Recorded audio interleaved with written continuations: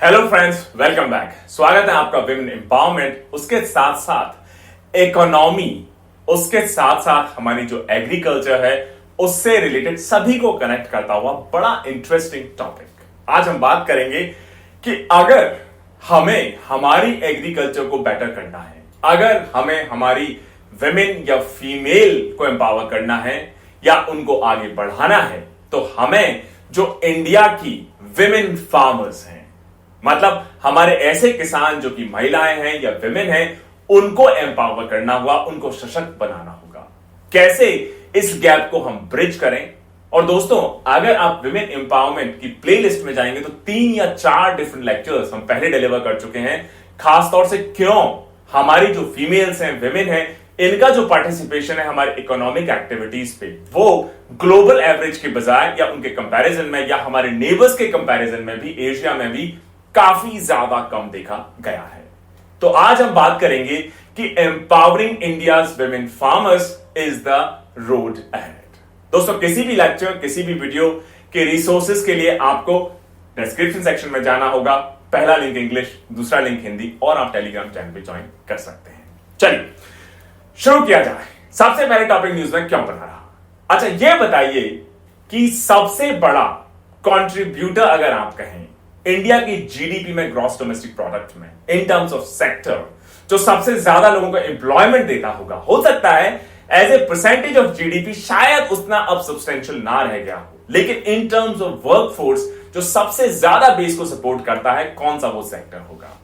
Obviously agriculture, कृषि। अभी भी कहा जाता है कि भारत एक कृषि प्रधान देश है, तो एग्रीकल्चर अभी भी इंडिया की जीडीपी, ग्रॉस डोमेस्टिक प्रोडक्ट में सबसे बड़ा कंट्रीब्यूटर है और इंडिया का जो इकोनॉमिक डेवलपमेंट है उसका एक मेन ड्राइविंग फोर्स है। और अगर आपकी सच्चाई आज की देखें आप इंडियन एग्रीकल्चर की, तो ये बहुत ज्यादा हेवीली डिपेंडेंट है हमारे विमेन फोक पे, हमारी फीमेल्स पे, जो रूरल एरियाज में एज फार्मर्स या किसानों की तरह एम्प्लॉयड हैं। विमेन इंडिया के एग्रीकल्चर सेक्टर में जो बड़ा इंपॉर्टेंट रोल प्ले करती रही हैं, कर रही हैं, वो सभी को पता है, लेकिन ऑफन इसको अंडर एस्टिमेट किया जाता है। और अगर कुछ फिगर्स और आंकड़ों की बात करें तो हो सकता है शायद आपको विश्वास ना हो, लेकिन अगर आप इंडियन फार्मर्स को देखें तो उसमें से जो 75% फुल टाइम वर्कर्स हैं, वो हैं हमारी विमेन, हमारी फीमेल्स। रूरल इंडिया में, मतलब ग्रामीण क्षेत्रों में, जो परसेंटेज है, जो विमेन या महिलाएं हैं जो एग्रीकल्चर पे डिपेंडेंट हैं अपने जीवन अर्जन के लिए, लाइवलीहुड के लिए, वो 84% से भी ज्यादा है। सिमिलरली इंडिया का अगर आप लाइफ स्टॉक सेक्टर देख लें, जो कि सिर्फ इंडिया का नहीं, वर्ल्ड के सबसे बड़े लाइफ स्टॉक प्रोडक्शन सिस्टम्स में माना जाता है, मतलब हमारा जो डेयरी सेगमेंट है, हमारा जो मीट सेगमेंट है, या हमारा जो पोल्ट्री सेगमेंट है, जितना भी एग्रीकल्चर अलाइड सेक्टर है, लाइफ स्टॉक प्रोडक्शन सिस्टम है, उसमें भी अगर आप देखेंगे तो 70% से ज्यादा जो लाइफ स्टॉक वर्क है उसको भी हमारी फीमेल्स या विमेन द्वारा ही किया जाता है। विमेन का जो पार्टिसिपेशन रेट है एग्रीकल्चर रेट में, वो रफली 47% है टी प्लांटेशन में, रफली 47% है कॉटन कल्टीवेशन में, 45% है ऑयल सीड्स ग्रोइंग में, और 39% है वेजिटेबल प्रोडक्शन में। तो बहुत क्लियरली इतनी लार्ज प्रेजेंस है हमारे फीमेल फोक्स की, हमारी विमेन की, लेकिन उसके बावजूद भी जो हमारी विमेन फार्मर्स हैं वो ना ही तो प्रॉपरली इक्विप्ड हैं डिफरेंट टेक्नोलॉजी से, फाइनेंस से, या अवेयरनेस से, या थॉट प्रोसेस से, कि वो इस फार्मिंग के बिजनेस में सक्सेसफुल हो पाए। समझने की कोशिश करते हैं क्या वो रीजंस हैं कि जो विमेन फार्मर्स हैं उनके सक्सेस होने के क्या क्या इंपॉर्टेंट कारण हैं इंडिया में।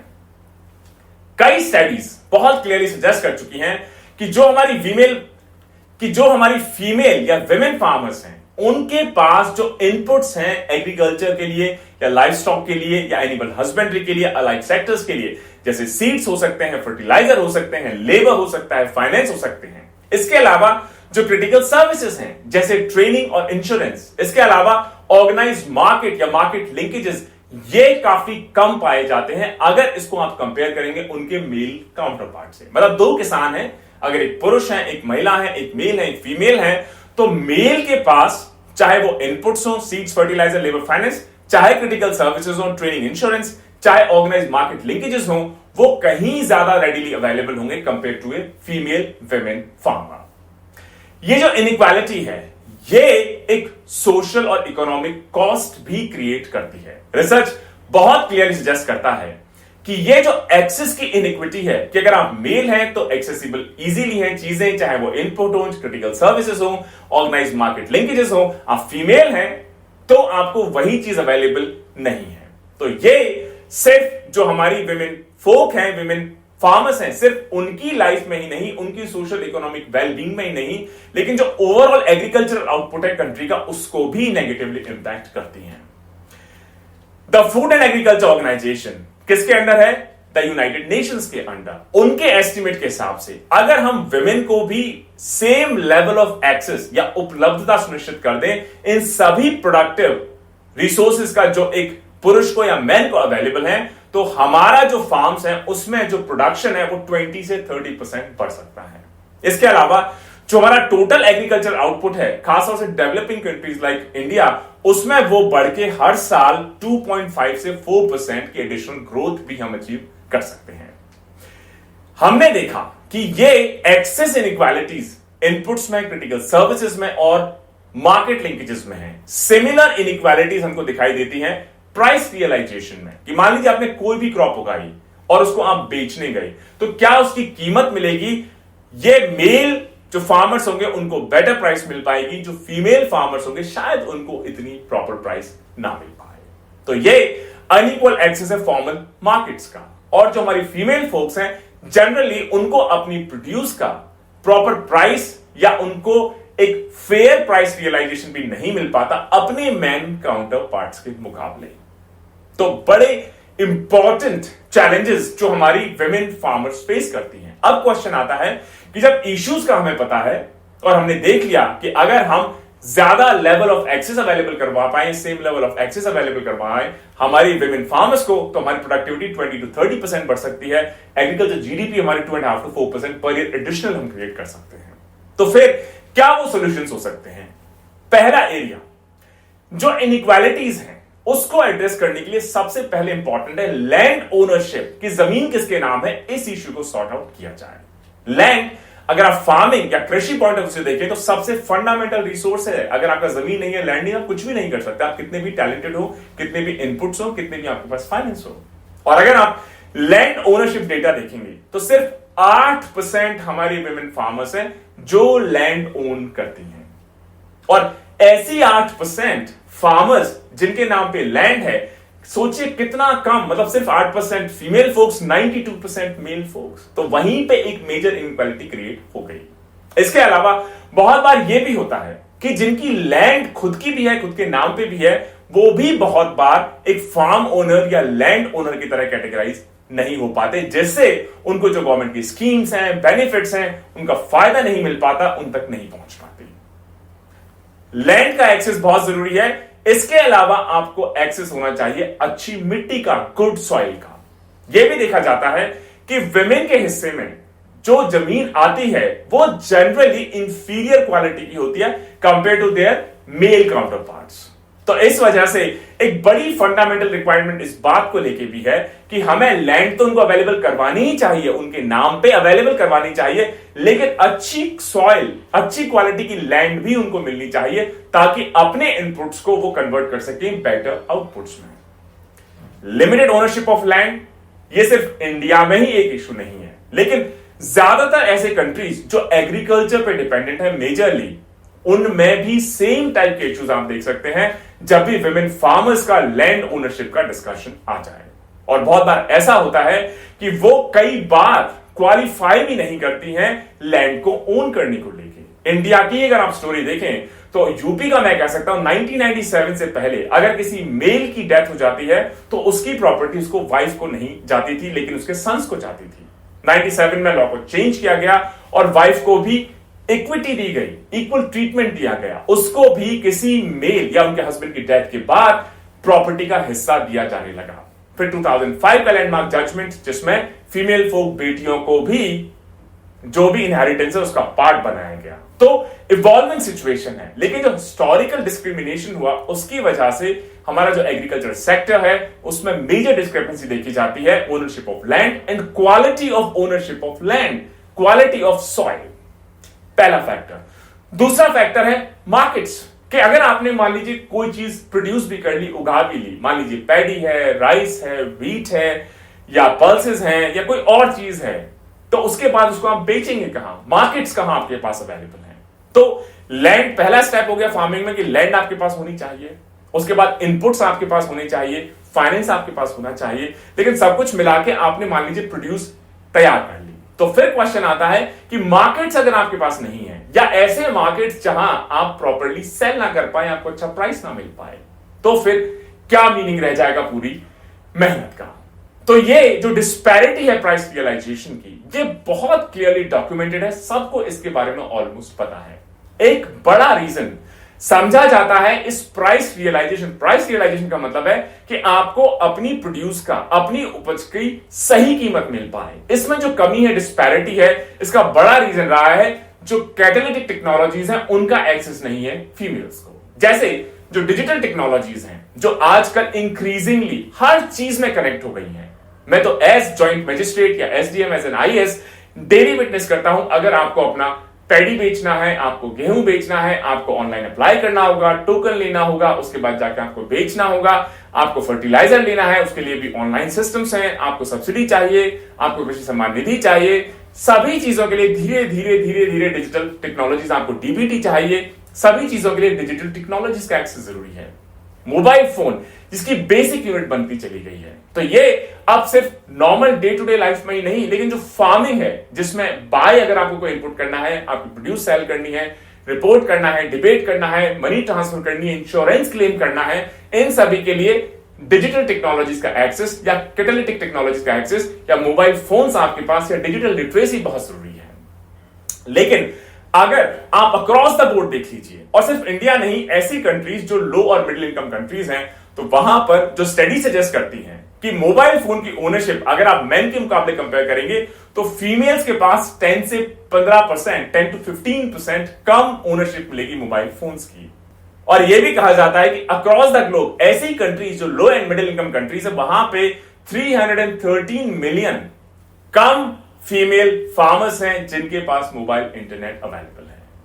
तो इस वजह से ये जो सोशल इनइक्वालिटीज हैं कि आप मेल हैं, आप फीमेल हैं, ट्रेडिशनली हिस्टोरिकली दोनों को सेम फुटिंग पे नहीं देखा गया है, डिस्क्रिमिनेशंस हुए हैं, ये अब मैनिफेस्ट हो रही हैं डिजिटल इनइक्वालिटीज में। सोशल इनइक्वालिटीज की वजह से आपके पास हो सकता है बाइंग कैपेसिटी कम हो, या अगर घर में एक फोन आएगा तो पहले वो मेल के लिए आएगा, फीमेल्स को शायद स्मार्टफोन ना मिले या फोन ही ना मिले या बाद में मिले।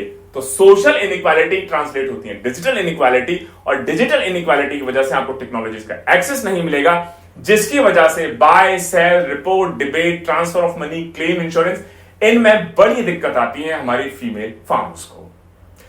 एक इंटरेस्टिंग सोल्यूशन, अगर आप गवर्नमेंट की स्टडीज देखें, रिसेंट स्टडीज देख लें, ट्रेंड्स देख लें, तो जो फार्मर प्रोड्यूसर ऑर्गेनाइजेशन है, एफपीओज हैं, उनको एक बड़ा इंपैक्टफुल मैकेनिज्म के तौर पे देखा जा रहा है। ये जितने भी सारे फंडामेंटल इश्यूज हैं कि आपके पास एजेंसी नहीं है, आपको प्राइस इनइक्वालिटीज हैं, या विमेन का जो पार्टिसिपेशन है प्रोडक्शन और मार्केट सिस्टम में, उसको दूर करने को लेके, उसको फिक्स करने को लेके, ये जो फार्मर प्रोड्यूसर ऑर्गेनाइजेशन है, एफपीओज हैं, ये एक कलेक्शन ऑफ फार्मर या कलेक्टिव एंटरप्रेन्योरशिप की तरह, एंटरप्राइज की तरह रजिस्टर की जाती है, और जनरली इसको बिल्ड किया जाता है सेल्फ हेल्प ग्रुप के प्रिंसिपल पे। सभी एक साथ मिलकर काम करेंगे, एक दूसरे की मदद करेंगे, और ये जो एफपीओज हैं, इनको फॉर्म किया जाता है as collectivising a set of farmers, और इनका ऑब्जेक्टिव है कि सभी मिलके, मतलब एक साथ अपनी प्रोड्यूस को सेल करेंगे, कलेक्टिव बार्गेनिंग कर पाएंगे, एक साथ अपना लॉजिस्टिक्स करेंगे तो चीप लॉजिस्टिक्स पड़ेगा, एक साथ इनपुट्स को परचेज करेंगे तो बल्क में परचेज करेंगे तो कीमत उसकी कम पड़ेगी। इसके अलावा क्रॉस लर्निंग, एक ने जो सीखा दूसरे को समझा सकता है, दूसरे ने जो सीखा तीसरे को समझा सकता है। तो ये जो कलेक्टिवाइजिंग है ऑफ एग्रीकल्चर, इस कॉन्सेप्ट की वजह से ओवरऑल ऑब्जेक्टिव होता है इन फार्मर प्रोड्यूसर ऑर्गेनाइजेशंस, जो कि सेल्फ हेल्प ग्रुप्स के बेसिस पे बनती है, कि अपने इनकम्स को आप कैसे एनहांस करें, और इकोनॉमीज ऑफ स्केल, क्योंकि आपका वॉल्यूम ज्यादा होगा, चाहे वो इनपुट से लेके, चाहे लॉजिस्टिक से लेके, चाहे आपका फाइनल मार्केट लिंकेजेस को लेके। तो इकोनॉमीज ऑफ स्केल आप कैसे अचीव करेंगे। और पिछले कई सालों में, डिकेड्स में अभी बहुत क्लियरली इंडिया में स्टैब्लिश हो गया है कि एफपीओज एक ऐसा सिंगल सॉल्यूशन हो सकते हैं जिसके थ्रू हम across different post harvest phases हों, चाहे उसकी सॉर्टिंग हो, ग्रेडिंग हो, पैकेजिंग हो, ट्रांसपोर्टेशन हो, मार्केट में बेचना हो, प्राइस रियलाइजेशन हो, हार्वेस्टिंग हो, प्राइमरी प्रोसेसिंग हो, स्टोरेज हो या सेकेंडरी प्रोसेस हो या मार्केट लिंकेजेस हो, इन सभी को काफी हद तक इसमें जितने भी इश्यूज हैं फीमेल के पार्टिसिपेशन को लेके, उनकी एक्सेस को लेके, फार्मर प्रोड्यूसर ऑर्गेनाइजेशन के थ्रू उसको हम फिक्स कर सकते हैं, ब्रिज कर सकते हैं, कम कर सकते हैं, दूर कर सकते हैं। इसके अलावा एविडेंस ये भी सजेस्ट करता है कि जो एफपीओज हैं, फार्मर प्रोड्यूसर ऑर्गेनाइजेशंस, ये जो एनहेंस्ड मार्केट एक्सेस है, आपकी बार्गेनिंग पावर है कलेक्टिवली या कलेक्टिव एजेंसी है या आपकी ट्रांजैक्शन कॉस्ट है, वो कम हो जाएगी अगर आप ग्रुप एज ए कलेक्टिवाइजिंग एंटरप्राइज आप एक्ट करेंगे एज फार्मर प्रोड्यूसर ऑर्गेनाइजेशन, जिससे फायदा किसको होगा, हमारी फीमेल फार्मर्स को, विमेन फार्मर्स को। बिहार का एग्जांपल देख लीजिए, बड़ा इंटरेस्टिंग एग्जांपल, जीविका प्रोग्राम, और उसमें ऐसा कहा जाता है कि 2 लाख से भी ज्यादा जो विमेन स्मॉल फार्मर्स हैं उनको मोबिलाइज किया गया है commodity based farmer producer organisations में। और ये जो एफपीओज हैं, इन्होंने सिग्निफिकेंटली कहीं ज्यादा टर्नओवर अचीव किया। इसके अलावा मार्केटेड ग्रेन्स में, फ्रूट्स में, वेजिटेबल्स में अभी एंटर करना, सक्सेसफुली परफॉर्म करना शुरू कर चुकी हैं। और जो फार्मर्स का लेवल रिटर्न है वो बहुत सारे केसेस में 20 से 30% बढ़कर देखा गया है। इसका मतलब जो सक्सेस है फार्मर प्रोड्यूसर ऑर्गेनाइजेशंस की, आईपीओ मॉडल की, और बहुत सारी डिफरेंट सक्सेस स्टोरीज हैं, सिर्फ मेल नहीं लेकिन फीमेल या women owned and managed farmer producer organisations की, बड़ा पॉजिटिव ट्रेंड की तरह, चाहे वो बिहार हो या बाकी different areas of the country हो, उसमें इमर्ज होना शुरू हो गया है। इसके अलावा एक और कंसिडरेशन हमें लेना होगा कि एक तो लैंड हम दें, अच्छी क्वालिटी की सॉइल हम दें, उनको एक्सेस हम दिलवाएं, डिजिटल टेक्नोलॉजीज हम दिलवाएं, इसके अलावा फार्मर प्रोड्यूसर ऑर्गेनाइजेशन के थ्रू कनेक्ट करें। इसके अलावा जो इंपैक्ट है, जैसे क्लाइमेट चेंज या जो विमेन की एबिलिटी है अडेप्ट करने की, ये बड़ा ही एक इंटरेस्टिंग इक्वेशन है। ऐसा माना जाता है कि क्लाइमेट चेंज से कहीं ज्यादा बेटर कैपेबिलिटी है अडेप्ट करने की विमेन की compare to their male counterparts. तो जो क्लाइमेट का रिस्क है एग्रीकल्चर पे, क्योंकि क्लाइमेटिक कंडीशंस चेंज हो रही हैं, कई सारी अनसर्टेनिटीज आ रही हैं कि किस तरीके से जो क्लाइमेट चेंज है ये हमारे एग्रीकल्चर प्रोडक्शन सिस्टम को इंपैक्ट करेगा, खासतौर से नेगेटिव तरीके से। तो इंडियन जो एग्रीकल्चर सेक्टर है वो भी इम्यून नहीं है। क्लाइमेट चेंज तो पूरा ग्लोब अब विटनेस कर रहा है। लगातार हम देख रहे हैं कि जो एक्सट्रीम इवेंट्स हैं वो बढ़ रहे हैं, फ्लड्स बढ़ रहे हैं, ड्रॉट्स बढ़ रहे हैं। इसकी वजह से हमारे प्रोडक्शन कैपेसिटी पे भी एक नेगेटिव इंपैक्ट देखने को मिल सकता है। और इंडिया का जो एग्रीकल्चर सेक्टर है ये भी बहुत क्लियरली वेदर कंडीशंस है, नेचुरल रिसोर्सेज हैं, खासतौर से हमारा जो मॉनसून है उस पर डिपेंडेंट है। अगर वो चेंज होने लग जाएगा तो हमारा इनपुट, हमारा आउटपुट, हमारा एग्रीकल्चर सेक्टर पूरा उससे इंपैक्ट होगा। खासतौर से जो छोटे किसान हैं, स्मॉल होल्डर एग्रीकल्चर प्रोड्यूसर्स, और खासतौर से जो विमेन प्रोड्यूसर्स हैं इन पर्टिकुलर, जिनके पास बहुत ज्यादा रिसोर्सेज ऑलरेडी नहीं है, छोटी छोटी लैंड्स है, वो कहीं ज्यादा इंपैक्ट हो सकते हैं क्लाइमेट चेंज की वजह से। इस वजह से हमें एक ऑग्यूमेंटेड अप्रोच को इंप्लीमेंट करना होगा, खासतौर से जो हमारे स्मॉल लैंड होल्डिंग फार्मर्स हैं, हमारी विमेन फार्मर्स हैं, ताकि उनको हम बेटर इक्विप कर सकें, ताकि वो अच्छे से अडेप्ट कर सके, अपनी लाइवलीहुड्स को मैनेज कर सके एग्रीकल्चर के थ्रू।